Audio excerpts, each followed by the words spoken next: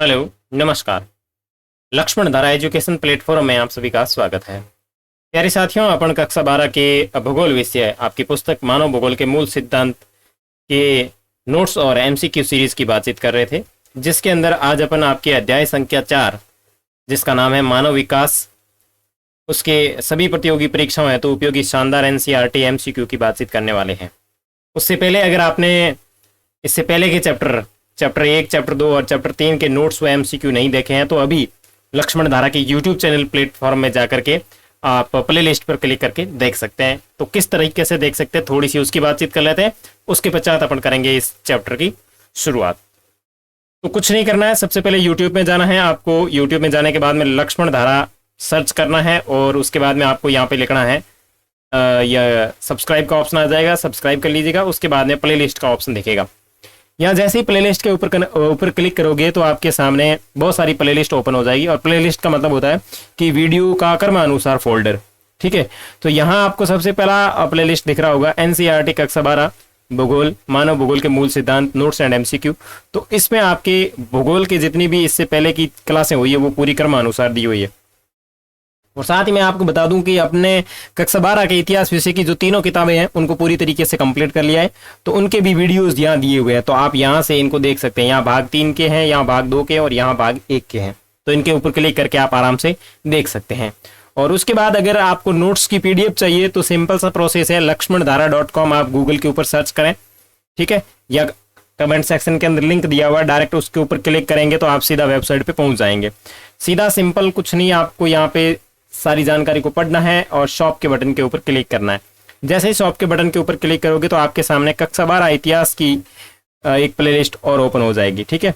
यहाँ कुछ दिनों बाद में आपके भूगोल की भी आ जाएगी। जैसे अपन सारे चैप्टर पढ़ेंगे उसके बाद अपलोड करूंगा मैं, तो ये यहाँ पे अपलोड हो जाएगी, ठीक है। जैसे ही आप ओपन करोगे तो आपके सामने इस तरीके की कैटेगरी ओपन होगी, जिसके अंदर मैंने तीनों किताबों की अलग अलग कैटेगरी बनाई है। यानी जैसे मान लो भारतीय इतिहास के कुछ विषय भाग 1 जो किताब है उसके केवल नोट्स, उसकी केवल एमसीक्यू और उसके नोट्स प्लस एमसीक्यू, तीनों की अलग अलग रेट रखी हुई है और 3 अलग अलग तरीके से हैं। और जितने चैप्टर है उसके अकॉर्डिंग इसमें बातचीत की हुई है, तो आप आराम से इनको देख सकते हैं। और आपको चाहिए कि हमारे को तीनों एक साथ में चाहिए तो यहाँ पे complete NCERT notes MCQ PDF करके आपको दी हुई है, तो यहाँ से आप इसको भी देख सकते हैं। और किसी भी प्रकार की कोई समस्या आ रही होगी तो यहाँ पे आपको एक व्हाट्सअप का आइकन दिख रहा होगा, आप वहाँ पे क्लिक कीजिए और सीधा मुझसे कॉन्टैक्ट कर लीजिएगा। चलिए अब अपन करते हैं अपने चैप्टर की शुरुआत।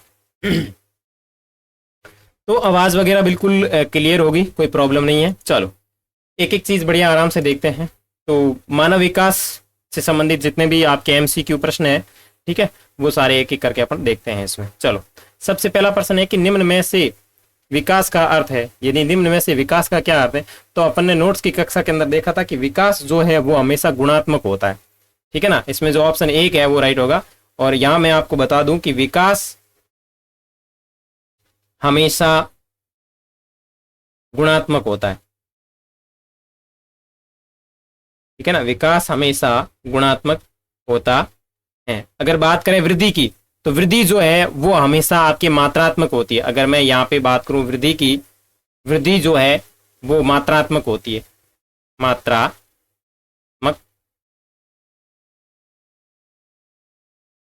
होती है। ये दोनों पक्ष इसमें आप विशेष रूप से ध्यान रखें, वृद्धि और विकास, ठीक है ना। शुरुआती समय में विकास को मापने के लिए उपयोग किया जाता था आर्थिक विकास के लिए। शुरुआत में जब विकास का प्रयोग किया जाता था तो वो केवल और केवल आर्थिक विकास के संदर्भ में किया जाता था। निम्न में से क्या मानव विकास का अंग नहीं है? ऐसे कौन से यहाँ दिए हुए हैं जो मानव विकास का अंग नहीं है? तो अपन ने नोट्स में देखा था, अवसर है, स्वतंत्रता है, स्वास्थ्य है, लेकिन लोगों की जो संख्या है वो मानव विकास का अंग नहीं है। पहला मानव विकास सूचकांक यानी HDI कब जारी किया गया? तो सन 1990 के अंदर जारी किया गया था। निम्न में से मानव विकास का क्षेत्र नहीं है। देखो संसाधनों तक पहुंच ये है, अच्छा स्वास्थ्य ये भी है, शिक्षा ये भी है मानव विकास के क्षेत्र, लेकिन औद्योगिक विकास मानव विकास का क्षेत्र नहीं है। तो इसमें आपका ऑप्शन 1 राइट हो जाएगा। मानव विकास सूचकांक 2018 में भारत का स्थान कौन सा था? तो 2018 में बात करें तो भारत का जो स्थान था वो 130वां स्थान था। मानव विकास की अवधारणा किस विद्वान के द्वारा शुरू की गई? तो डॉक्टर महबूब उल हक के द्वारा की गई थी और ये पाकिस्तान के अर्थशास्त्री थे। ठीक है, आगे है डॉक्टर महबूब उल हक किस देश के मूल निवासी थे? तो ये पाकिस्तान के निवासी थे। भारत की जनगणना के अनुसार निम्नलिखित में से क्या नगर की परिभाषा का अंग नहीं है? देखो, नगर पालिका और नगर निगम का होना नगर की परिभाषा नहीं है। बाकी 400 घनत्व होना चाहिए, 8,000 से अधिक व्यक्ति होने चाहिए, 75% जनसंख्या प्राथमिक क्षेत्र में संलग्न होनी चाहिए, उसे नगर की परिभाषा का अंग नहीं है। तो ये इस तरीके से आप समझ सकते हैं। आगे है प्रश्न संख्या 10, निम्न में से कौन सा विकास का सर्वोत्तम वर्णन करता है? गुण में धनात्मक परिवर्तन अगर जो होता है उसे विकास कहा जा सकता है। मानव विकास सूचकांक 2019 के संदर्भ में विश्व के देशों में भारत का कौन सा स्थान था? तो 131 की बात करें तो यह भारत का स्थान था। निम्नलिखित में से कौन सा देश विकासशील है? तो नाइजीरिया की बात करें तो विकासशील राष्ट्र है, और अपने भारत की भी बात करें तो भारत भी इसी श्रेणी में आता है। निम्न में से कौन मानव विकास के मूलभूत क्षेत्र हैं? मतलब कौन से जो है मानव विकास के मूलभूत क्षेत्र है? स्वास्थ्य, संसाधन और शिक्षा, ये चारों के चारों, तीनों के तीनों मूल विकास के मतलब विकास के मूलभूत क्षेत्र है। तो आपका ऑप्शन डी राइट होगा। निम्नलिखित में से मानव विकास का स्तंभ नहीं है, यानी ये जो दिए हुए हैं इसमें से कौन सा मानव विकास का स्तंभ नहीं है? तो जनसंख्या जो है वो मानव विकास का स्तंभ नहीं है। 2005 की रिपोर्ट के अनुसार विश्व के कितने देशों में मानव विकास का स्तर 0.8 था? तो 57 देश है वो है। और आपको पता है मानव विकास जो है वो 0 से लेकर के 1 के मध्य जारी होता है। 1 के आसपास आने वाली जो संख्याएं होती है उनका मानव विकास अच्छा होता है, ठीक है ना। और इधर 0 के आसपास आने वाली जो संख्या होती है उनका मानव विकास सूचकांक निम्न होता है। निम्नलिखित में से कौन सा देश उच्च मानव विकास वाला नहीं है? देखो, नॉर्वे, अर्जेंटीना और जापान उच्च मानव विकास वाला है, लेकिन मिस्र जो है वो नहीं है। मानव विकास का स्तंभ है उपयुक्त सभी, समता, सतत पोषणीयता, उत्पादकता, सभी के सभी है। ठीक है, निम्नलिखित में से कौन सा उच्चतम मानव विकास सूचकांक वाला देश है? तो बात करें नॉर्वे जो है वो उच्चतम मानव विकास सूचकांक वाला देश है। मानव विकास के उपागम नहीं है। देखो, क्षमता, सशक्तिकरण, सतत पोषणीय विकास, देखो सतत पोषणीय विकास और सशक्तिकरण उपागम नहीं है, तो इसने दिया है बी और सी। निम्न में से कौन मानव विकास के उपागम हैं? तो देखो, न्यूनतम आवश्यकता मानव विकास के उपागम है। मानव विकास सूचकांक 2020 में उच्च मानव विकास वाले देश की संख्या है जिनका स्कोर 0.8 से ऊपर है। तो यहां बात करें तो 66 है। मानव विकास सूचकांक 2020 में उच्च मानव विकास वाले देशों की संख्या जिनका स्कोर 0.7 से ऊपर है, तो उनकी संख्या 119 है, 190। ठीक है, मानव विकास सूचकांक 2020 के अंदर मध्यम विकासशील देशों की बात करें तो उसके अंदर टोटल 37 देश है। ठीक है, मानव विकास सूचकांक में मानव विकास के स्कोर के आधार पर देशों को कितने वर्गों में वर्गीकृत किया जाता है?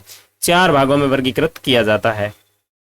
मानव विकास के उपागम बात करें, क्षमता, कल्याण और आय, ये मानव विकास के उपागम है।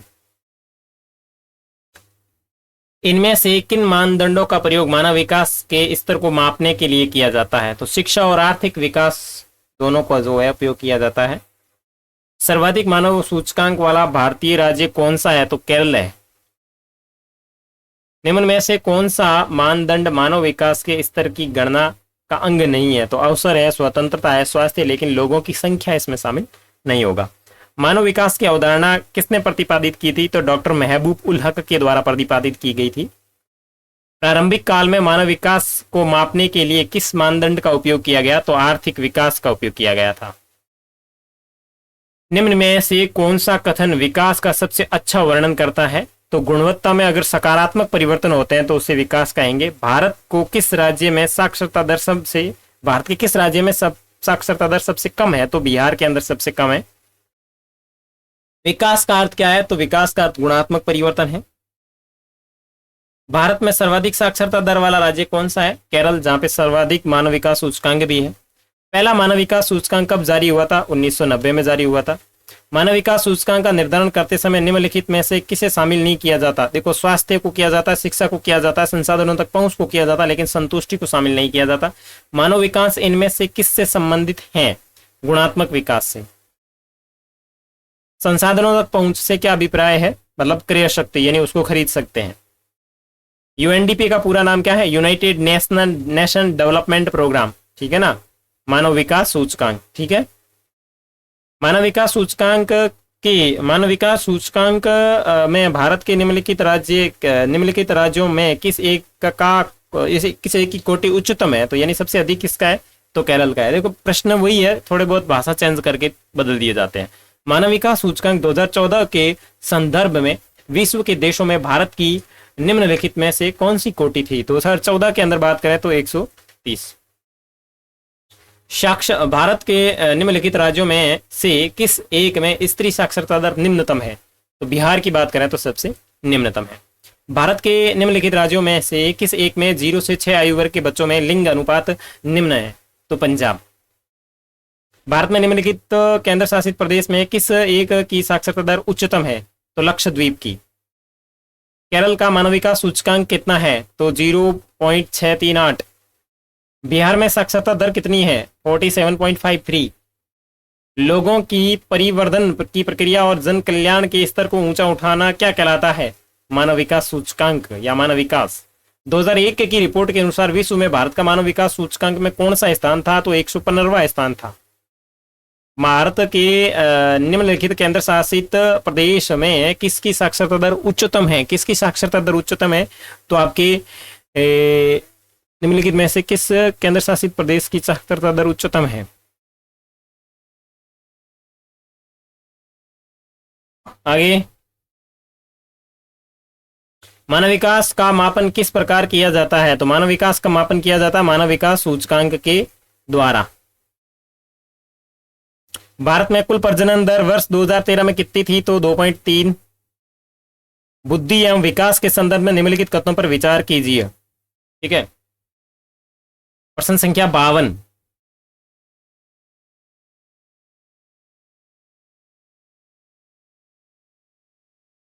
ओके,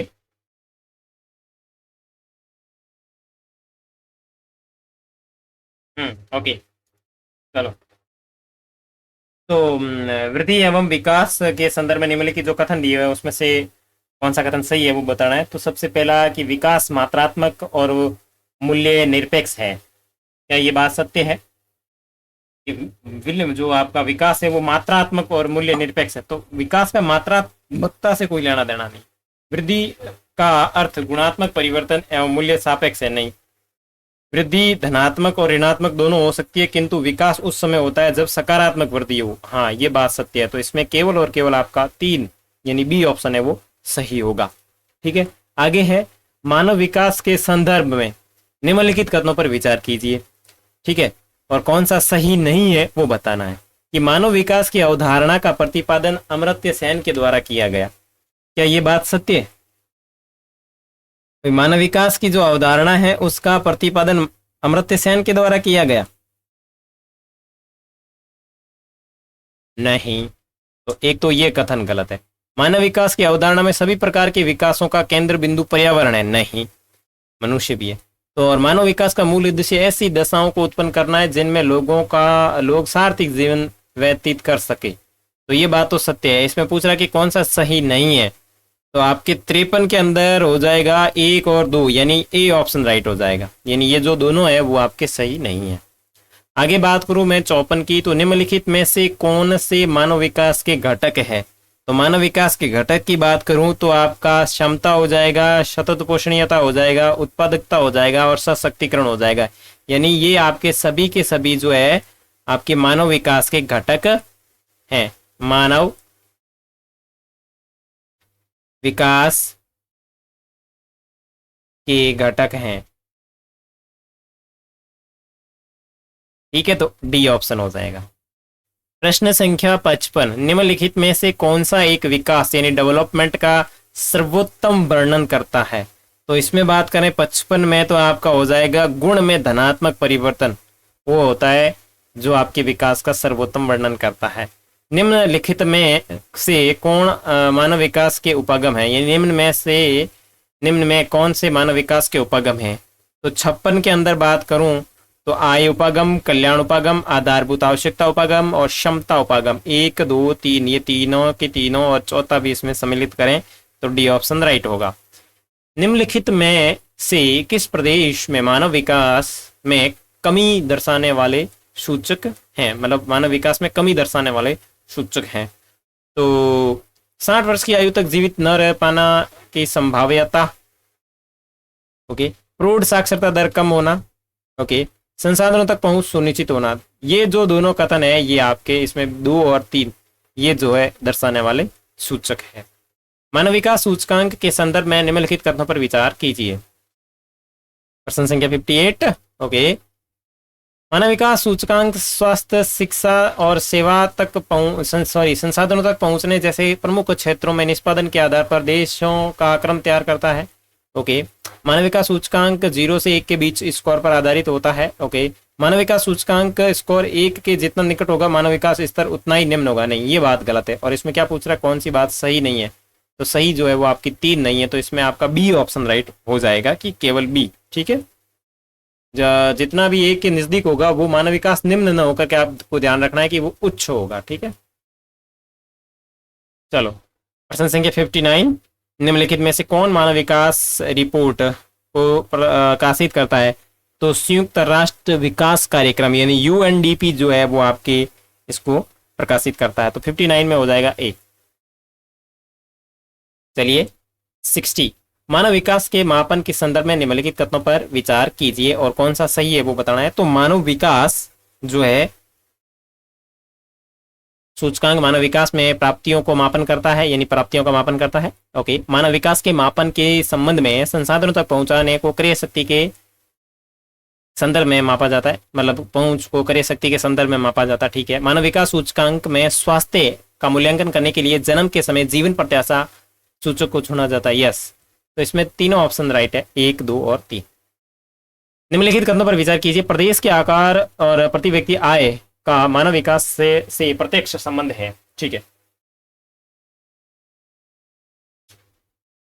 700 से 807 के बीच का स्कोर रखने वाले देशों को मध्य मानव विकास सूचकांक के अंदर शामिल किया जाता है, यानी 0.7, ठीक है, और 807 तक ये जो सम्मिलित होते हैं वो क्या मध्यम में शामिल होते हैं? तो 61 के अंदर बिल्कुल गलत बात है, ना तो 1 और ना ही 3, ठीक है, उनको उसमें शामिल नहीं किया जाता, ठीक है। मानव विकास सूचकांक किसके द्वारा तैयार किया गया? तो आपके ये किया गया था डॉक्टर महबूब उल हक के द्वारा, ठीक है। आगे बात करें, निम्नलिखित कथनों पर विचार करें। विकास एक मात्रात्मक परिवर्तन है जबकि मूल्य निरपेक्ष है, इसका चिन्ह धनात्मक अथवा ऋणात्मक हो सकता है, उपयुक्त में से कौन सा कथन सही है? बात करूं 63 की, तो 63 में देखो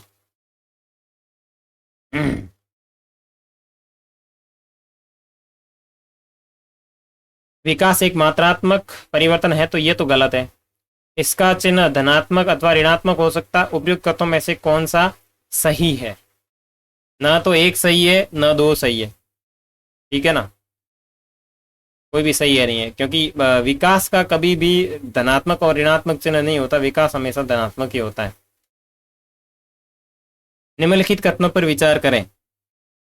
विकास का अर्थ गुणात्मक परिवर्तन से है और मूल्य सापेक्ष है, और सकारात्मक वृद्धि से सदैव विकास नहीं होता। अगर इसकी बात करें प्रश्न संख्या 64 की, तो आपका दोनों राइट हो जाएगा, सी इज राइट, यानी विकास का अर्थ गुणात्मक परिवर्तन से है और जो मूल्य सापेक्ष होता है, ठीक है, और सकारात्मक वृद्धि से सदैव विकास नहीं होता। सकारात्मक वृद्धि से सदैव विकास नहीं होता, कहने का मतलब ये हो गया कि एक गांव है उसके अंदर 500 व्यक्ति रहते हैं, ठीक है, और उसमें से वो जनसंख्या बढ़ करके आपकी 5 लाख हो जाती है मान लो, ठीक है, तो वृद्धि तो हो गई, सकारात्मक वृद्धि हुई, लेकिन अगर इनकी सुविधाओं में कोई परिवर्तन नहीं हुआ तो ये विकास नहीं होगा, ठीक है ना। साथ में सुविधाओं का मतलब हो गया उसमें गुणात्मक परिवर्तन। आगे है प्रश्न संख्या 65, निम्नलिखित कथनों पर विचार करें, ठीक है, ओके। बांग्लादेश के अर्थशास्त्री डॉक्टर महबूब उल हक ने 1990 में मानव विकास सूचकांक निर्मित किया, नहीं, ये बात गलत है। 1990 से वार्षिक मानव विकास प्रतिवेदन के लिए मानव विकास संकल्पना का प्रयोग किया जा रहा है, यस, ये बात सही है। विश्व स्वास्थ्य संगठन द्वारा मानव विकास सूचकांक का प्रतिवेदन प्रकाशित किया जाता, नहीं। और प्रश्न पूछ रहा है कि कौन सा गलत है, तो पहला और तीसरा गलत है, इसका मतलब इसमें कौन सा राइट हो जाएगा? सी, यानी पहला और तीसरा गलत है, ठीक है। यूएनडीपी के द्वारा आपका ये तैयार किया जाता है, ठीक है ना। निम्नलिखित कथनों पर विचार करें। अमर्त्य सेन ने विकास के मुख्य उद्देश्य के रूप में स्वतंत्रता में वृद्धि के रूप में देखा। हाँ बिल्कुल, ये बात सत्य है कि प्रोफेसर अमर्त्य सेन ने जो विकास है उसको स्वतंत्रता में वृद्धि के रूप में नहीं देखा, स्वतंत्रता के रूप में देखा, वृद्धि नहीं। उनका कार्य स्वतंत्रता की वृद्धि में सामाजिक और राजनीतिक संस्थाओं तथा प्रक्रियाओं की भूमिका का अन्वेषण करना था। यस, ये बात सत्य है। तो इसमें जो ऑप्शन होगा 66 में बी राइट होगा। निम्नलिखित कथनों पर विचार करें। संसाधनों तक पहुंच, स्वास्थ्य और शिक्षा मानव विकास के केंद्र के बिंदु है और क्षमता निर्माण, उत्पादकता और सशक्तिकरण मानव विकास की संकल्पनाएं हैं। 67 में आपका ऑप्शन राइट होगा, ये दोनों संकल्पनाएं हैं। निम्नलिखित कथनों पर विचार करें। समानता, प्रत्येक व्यक्ति को उपलब्ध अवसरों के लिए समान पहुंच की व्यवस्था करना है। ओके 68। और निर्वहन अवसरों की उपलब्धता में निरंतरता है। यस। सशक्तिकरण मानव कार्य के संदर्भ में उत्पादकता, नहीं, ये बात गलत है। तो कौन सा सही है? तो आपके इसमें हो जाएगा 68 में ए। निम्नलिखित पर विचार करें। आय उपागम, क्षमता उपागम, न्यूनतम आवश्यकता उपागम, व्यय उपागम, उपयुक्त में से कौन मानव विकास के उपागम है? 69 की बात करें तो आपके ये मानव विकास का उपागम है, क्षमता उपागम है और न्यूनतम आवश्यक उपागम है, लेकिन व्यय उपागम नहीं है। तो आपका हो जाएगा ए। 70 की बात करूं तो मानव विकास सूचकांक के संदर्भ में निम्नलिखित कथनों पर विचार करें। ओके, विचार कर रहे हैं। सी 70 में देखें तो देखो, ये स्वास्थ्य, शिक्षा और संसाधन जैसे प्रमुख क्षेत्रों तक पहुंच के आधार पर देशों का क्रम तैयार करता है। ओके, ये क्रम 0 से 1, ठीक है ना, 0 से 1 के बीच के स्कोर पर आधारित होता है। उपयुक्त कथनों में से है सही, तो आपका सी राइट हो जाएगा। मानव विकास सूचकांक के संबंध में निम्नलिखित कथनों पर विचार कीजिए और कौन सा सुमेलित है। देखो 71 में बात करें तो स्वास्थ्य जन्म के समय जीवन प्रत्याशा से संबंधित है। शिक्षा यानी प्रौढ़ साक्षरता दर का संकल नामांकन अनुपात और संसाधनों तक पहुंच क्रय शक्ति यानी उपयुक्त में से, यानी यहाँ आ जाएगा क्रय शक्ति, ठीक है। उपयुक्त में से कौन जो है वो सुमेलित है? तो ये डी, तीनों के तीनों सुमेलित है, ठीक है। निम्नलिखित कथनों पर विचार कीजिए। स्वास्थ्य, रोजगार और भोजन, स्वच्छता और आवास, उपयुक्त में से कौन सी अंतर्राष्ट्रीय श्रम संगठन ILO द्वारा प्रस्तावित बुनियादी आवश्यकताएं हैं? तो इसमें से कौन सी है वो आपकी बुनियादी आवश्यकताएं हैं? तो 72 में बात करें, ये सारी की सारी है, स्वास्थ्य, रोजगार, भोजन, स्वच्छता और आवास। निम्नलिखित पर विचार करें। प्रति वर्ष संयुक्त राष्ट्र संघ मानव विकास कार्यक्रम अर्थात UNDP मानव विकास रिपोर्ट प्रकाशित करता है। ओके, ठीक है। और मानव विकास सूचकांक और मानव गरीबी सूचकांक UNDP द्वारा प्रयुक्त मानव विकास को मापने में महत्वपूर्ण होते हैं। यस, तो इसमें सी ऑप्शन राइट होगा। निम्नलिखित कथनों पर विचार करें। मानव गरीबी सूचकांक मानव विकास में कमी को मापता है। यह विभिन्न आयामों पर अनुमानित आय वाला माप है। उपयुक्त में से कौन सा सही है? 74 आपके इसमें केवल और केवल एक राइट है, यानी मानव गरीबी सूचकांक मानव विकास में कमी को मापता है, ठीक है। प्रश्न संख्या 75।